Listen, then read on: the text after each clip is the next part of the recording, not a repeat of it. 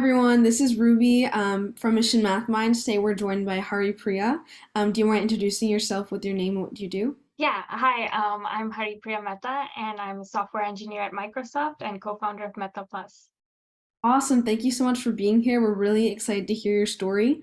I think it'd be great if we could start off with talking about your background in STEM. You do today have a lot of interest in STEM and you do a lot of efforts that get the community involved, yourself involved. So do you mind talking about kind of your background in STEM starting at a younger age, and how that contributes to what you do now? Yeah, so I was always good at math and science. I was 4 years ahead in math, so I was doing calculus PC in eighth grade. But I really wasn't sure I wanted to do engineering until I attended a Society of Women Engineers program for, I think it was middle school students at Northwestern University. And there I got to see like prosthetic arms and all that at the Shirley Ryan Ability Lab. And I was fascinated. So I really wanted to be a biomedical engineer.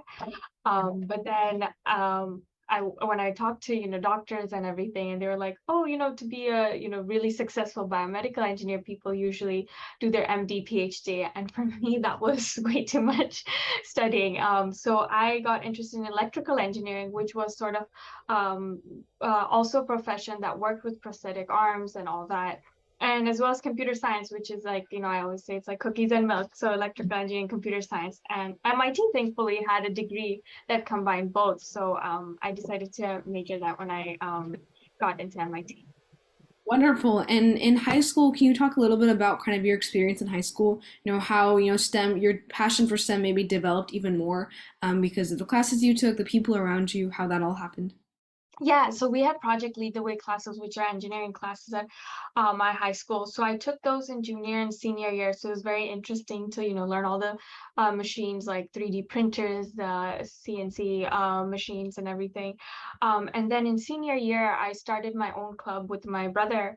We called it 3D Innovations, and we 3D printed prosthetic hands. So like I said, I was still interested with prosthetic arms and all that stuff. So and one of my friends at high school, he was born without his right hand. He was the state swimming champion. And so he would sort of model for us, like if these arms that we made, like would they work? And then we would send it overseas, to children in need. So That's yeah. amazing. I think high school is a place where it shapes a lot of people's interest in STEM. And the fact that you were able to do something so amazing for the people around you, I think that's what makes being in STEM so important for the next generation. So with college, you said you went to MIT. Do you mind talking about that? Because, going from biomedical engineering to electrical engineering is a little bit different for sure. Yeah, it's a little bit different, but I really enjoyed my time at MIT. I think that most exciting thing is being at a place where there's so many like-minded people who are super passionate about whatever they're doing. And so I really enjoyed that. So I came in really interested in sort of the biological applications and, helping human beings in some sort of way using electrical engineering and computer science. But I soon got introduced to machine learning, and I realized that machine learning, artificial intelligence, they can be used to also impact human beings, maybe not necessarily in the biological sense, but in other ways as well. So I worked on several research projects when I was at MIT, including at MIT Media Lab, which won awards. I worked on Paper Dreams, which was basically augmented creative a storytelling tool where when you draw something and you face like sort of artist block and you're like, okay, I don't know what to draw next. And so then the AI sort of contributes and helps you like, hey, maybe this or maybe that, and suggests things for you to draw and to continue that story. So I worked on that, which was super fun. And I realized like the applications of AI and ML, and that's sort of kind of the things I continue to do today. And yeah, so where did the whole, AI, how interesting AI is, where did that all come from? Was it, the like-minded people around you that influenced that, or is it just a passion that you were able to discover? Yeah, I think I sort of just fell into it. I think it really started like from an internship. It was a healthcare internship.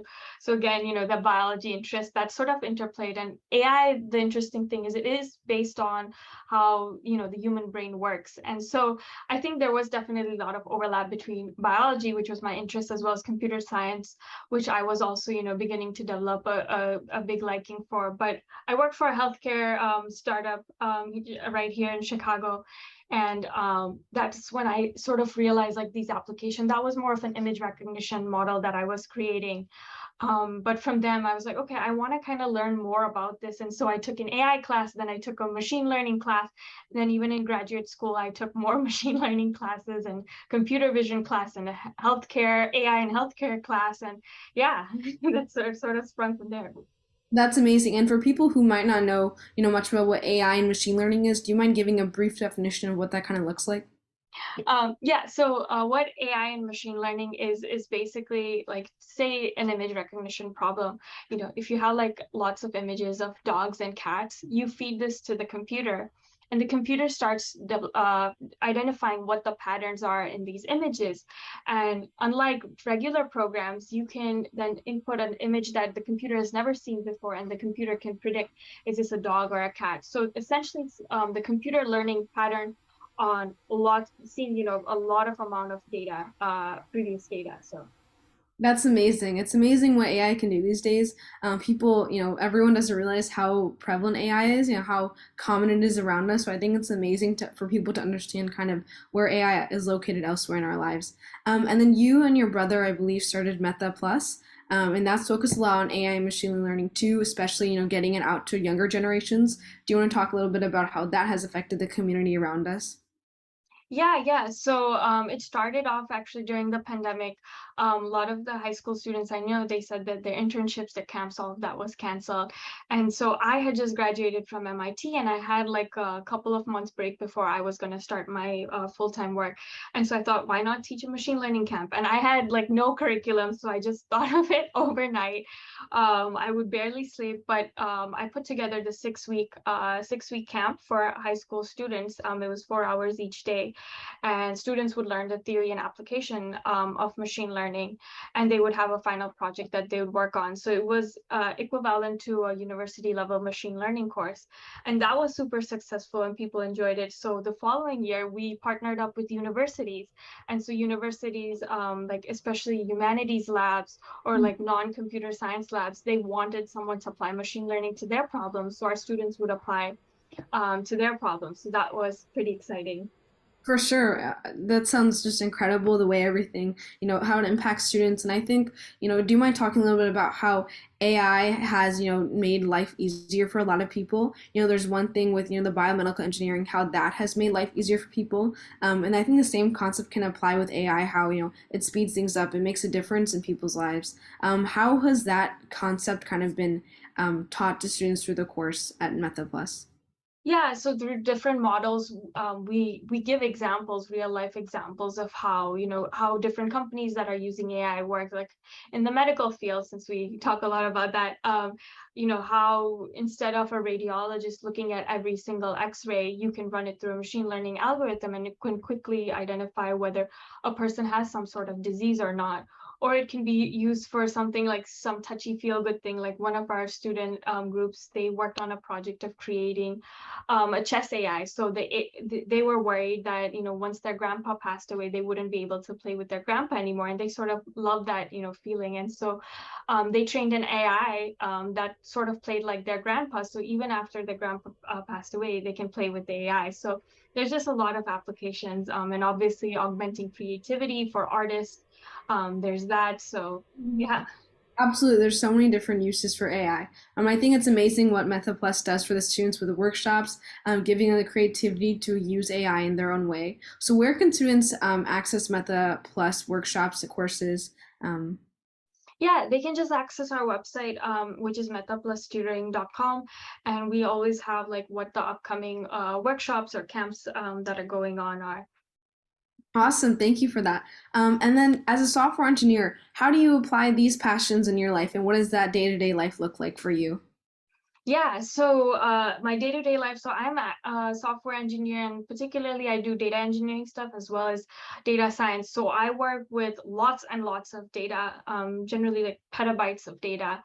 And yeah, running machine learning algorithms to see like what sort of things can we recommend to our customers, what sorts of things can we improve or that customers can purchase easily. Those sorts of questions we're answering. I'm querying a lot, querying, this big data as they call it, and trying to find patterns in the data. Wonderful. And in this day-to-day life, what are some of the challenges you face in this field as a female specifically? I know, the amazing part of this community at Microsoft is there's such a large group of, females who are determined, strong-minded people. So how has that impacted your experience at Microsoft? So Microsoft has been super awesome. So there's definitely large groups of, women, and we have like women-centric events, like women leaders talking to us, talking about their challenges. The interesting thing I have to say, in like from a microscopic level, is that in my team we have now four women and one man, and my manager is a woman, and my skip level manager is a woman. So it's really awesome, to see so many women in computer science. Yeah, it's awesome. Yeah, and at the high school level, I think people are trying to encourage girls to get more involved in computer science specifically. What's your advice to the girls in the upcoming generations? Why should they be looking at computer science as part of their future?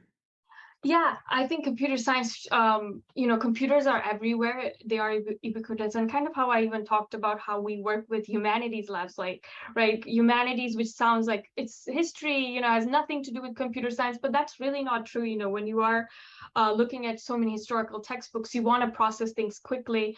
You need computers to help you do that, even to maybe see old newspapers. The old newspapers need to have like OCR run on them so that it's, in type format, so you can search those newspapers quickly. So there's not really any field that isn't touched by computers. And I think knowing a programming language, knowing computer science is super beneficial and is as important as learning, English or a foreign language, because that is sort of the language that this new generation that we are going to communicate in the future.